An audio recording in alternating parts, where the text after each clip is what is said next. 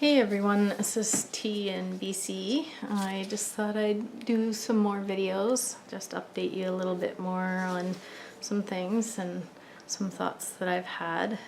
This video I was going to talk about some things that I kind of wish I knew more about before surgery, simply for the fact of just being able to prepare for it. So I might have to do a second video because there's quite a few things that have come up that I think would be helpful for other people to know.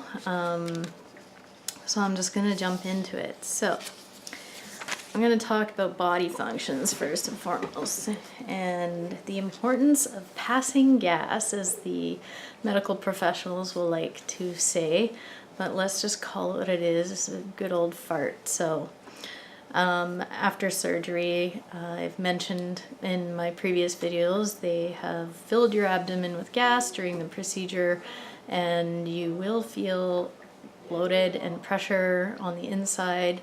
I found that experience quite uncomfortable. The walking is the best way to get that going.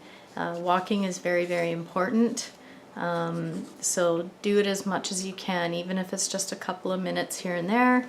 Get up and move and help get that gas out. And you want to continue having gas moving through your system. In another video I mentioned how I had a post-surgical complication and I ended up with a partial small bowel obstruction. And the doctor explained to me there's sometimes a couple reasons why that would happen to people. Sometimes when the bowel has been manipulated, it can become lazy after, and instead of doing regular peristalsis, it'll just quiver. And so my obstruction was at the anastomosis, which is where the two pieces of bowel are joined below the, like down below the stomach, in the mid-abdomen area. And because it was swollen and had just been, surgically altered and probably got lazy, it was kind of a recipe for disaster.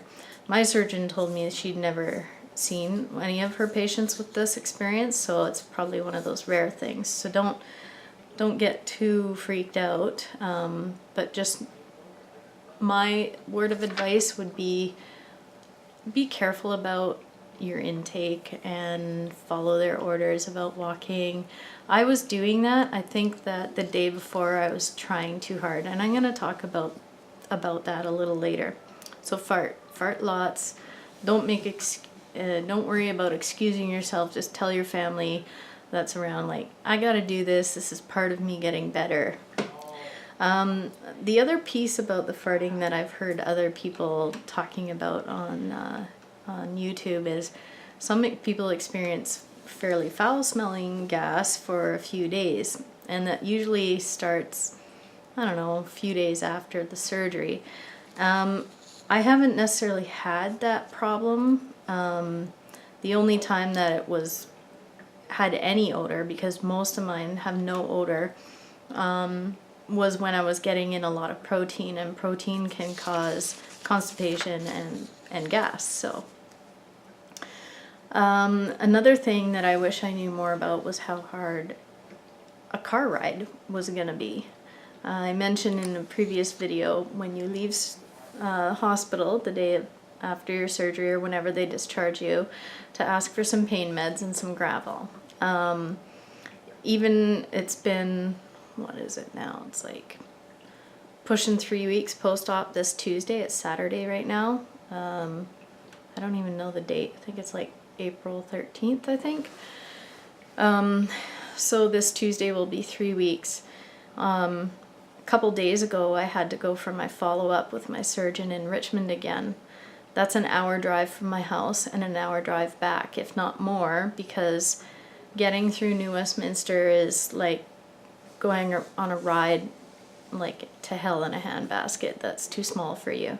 And so that was Wednesday, and Wednesday evening I was having pain similar to when I had the blockage, and I was really anxious and worried, and I just basically decided I probably should have done something more about it, but I figured all the banging around and rattling and the bumps and, just the force of the car being having brakes put on and off, acceleration, bump, bump, bump, that I probably had some swelling. We're not allowed to take anti-inflammatories like NSAIDs anymore. So I basically just rested my bowel. I sipped a little bit of water here and there, and I went to bed, and the next day I woke up, I was fine. But my point in this is that car rides can be uncomfortable.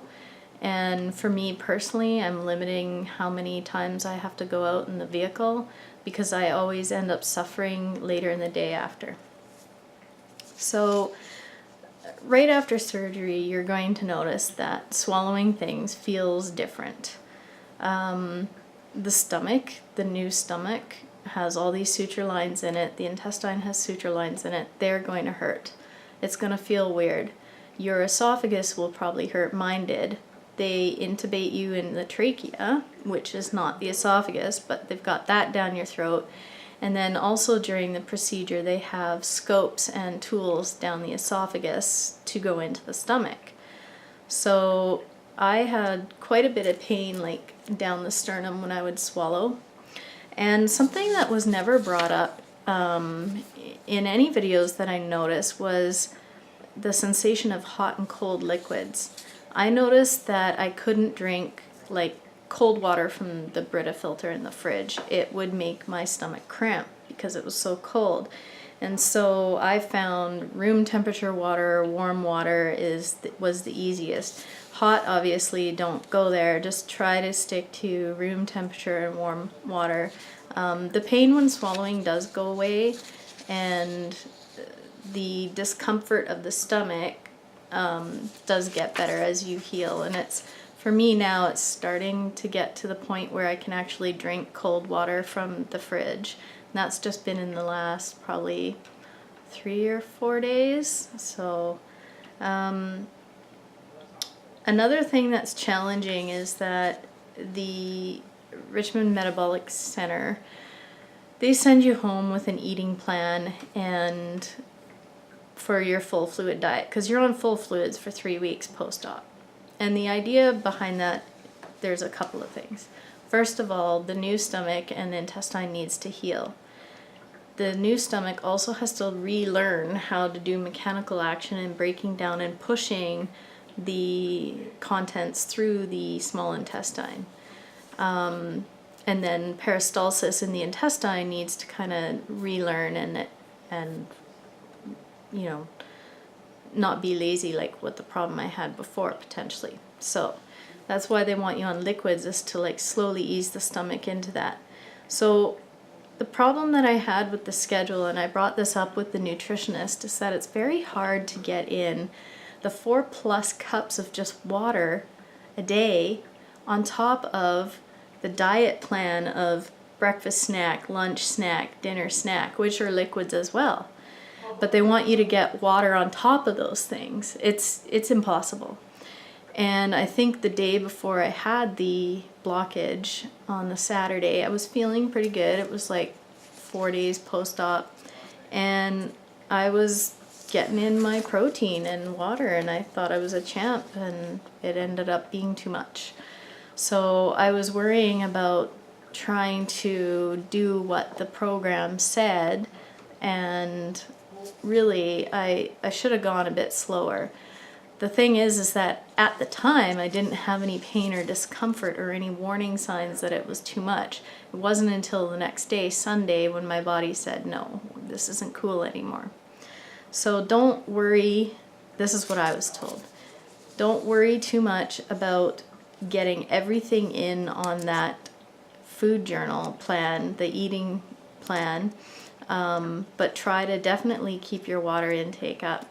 I'm thirsty all the time. I'm maybe getting in 2 cups of water a day on top of the measly amount of protein and supplements that I have. But I'm getting there, and some days have been better than others, and the days when I'm in the car, it's always worse. So my hubby has said no more car rides for the next week, and so I am now further isolated. He said maybe to the mall, which is really close to our house, and then usually he just pushes me around in a wheelchair, and I'm going to talk to you about why that's going on. The other thing was the vitamins that you'll have to be on. So I had the gastric sleeve, or sorry, gastric bypass, not the sleeve. And with the sleeve as well, you'll need to be on vitamins the rest of your life. Even though they're chewable, which is what you need initially during the healing phase, I still find them difficult to get in. That in itself takes time away from the time you're allotted to get in your protein and your water. So right now, even though I'm sitting around on the couch or just pacing my house, and you know, I can finally shower now without feeling like I'm gonna fall down and fall asleep. My full-time job is just scheduling in my food, for lack of a better word, and water. The iron has been the most difficult supplement to get in. They give you liquid iron. We got the Palifer liquid iron, and it's horrible. Horrible. I can't even with, anyway. So we ended up buying this stuff called Ferromax, and it's a powder that you add to just a touch of water, like, so 45 milligrams per day is what the average woman that's still menstruating with regular periods and no deficiencies needs. That's what I need. So right now, because it is hard to stomach even with that, I'm just taking a half dose. This is what I was told to do by my nutritionist, and they say to take it before bedtime with your vitamin C, and I'm gonna have to try to take it significantly well before bedtime, but far enough away from my calcium. All this planning, it drives me nuts, because I do find it hurts my stomach and it bothers me, and I don't feel well. So that one I've been kind of missing out on. Yesterday I took all my vitamins and the iron. Last night I had some discomfort. Tonight I'm going to try to take it an hour before I go to bed instead of half an hour before I go to bed, so I can cope with the discomfort, and then maybe get in a bit of water before I go to sleep.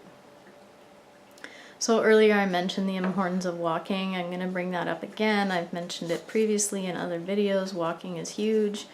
Even if you're not needing to do the passing gas after surgery issue, it's still good to keep the bowels moving and get them agitated, as it were, so that it kind of triggers them to function properly and do the peristalsis. And it'll also help with your gastric emptying of the stomach. So speaking of stomach, your old stomach, with the bypass, your original stomach stays inside you, and they've just, you know, sewn it up at the top end here, and it's still connected to the small intestine that is now attached to the lower part of the small intestine. And initially you're going to hear it, you're going to feel it grumbling and groaning and making all kinds of noises, and you're going to have pain more to the side that you're like, what's that from? So it could be just pain from that part of the stomach healing, or gas there. And with the new stomach, you're going to experience pain too when it's digesting things that can be quite uncomfortable and disconcerting. To me, it is to feel it really moving when it's practicing and getting used to that. So it can be a bit uncomfortable. Sometimes it's painful, but more often it's like, I don't really like that, but I can cope. So I find that if I'm sitting on the couch too long and I've been sipping fluids, it's good for me to get up and walk to help my stomach start emptying that fluid out, because you'll end up feeling bloated and you're not entirely sure why. So how many things have I talked about? 1, 2, 3, 4, 5, 6, 7, 8 different things. So I think I'm going to cut this one here for now. And I have another one I want to talk about, some more videos, but I want to try to keep these as short as possible.